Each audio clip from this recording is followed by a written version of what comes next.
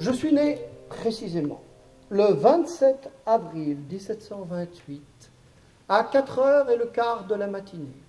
Vous aviez un sérieux penchant pour la contestation. J'ai toujours défendu de justes causes citoyennes. Nos sociétés qui se prétendent civilisées ne se sont constituées, selon moi, que pour l'avantage du plus grand nombre. À cette époque, j'écris mon discours contre les servitudes publiques, qui mettra 2 ans avant d'être publié, après les pires difficultés avec la censure royale. Il est contraire à l'ordre naturel qu'un individu dispose de biens de jouissance supérieurs à sa capacité de jouir.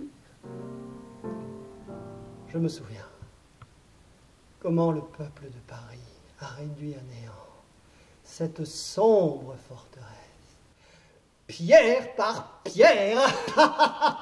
Vous savez, citoyenne, en politique, on n'a pas d'amis. On n'a que des alliés de circonstance, en fonction des objectifs que l'on poursuit et surtout des adversaires que l'on combat. Vous allez avoir l'honneur de présider le transfert au Panthéon des cendres de Jean-Jacques Rousseau. J'imagine que ça devait être quelque chose. Ce fut une cérémonie grandiose que je considère comme le couronnement de ma carrière publique.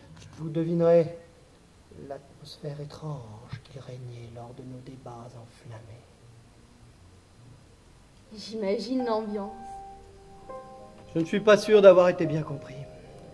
J'ai été arrêté le matin même où je remettais mon manuscrit chez l'imprimeur.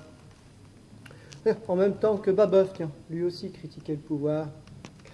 Je vais être interné à la prison de la Force, où je vais y séjourner 9 mois. Que voulez-vous? Il n'est point de pouvoir qui n'ait le pouvoir d'abuser de son pouvoir. Le pouvoir rend idiot, alors le pouvoir absolu, absolument idiot.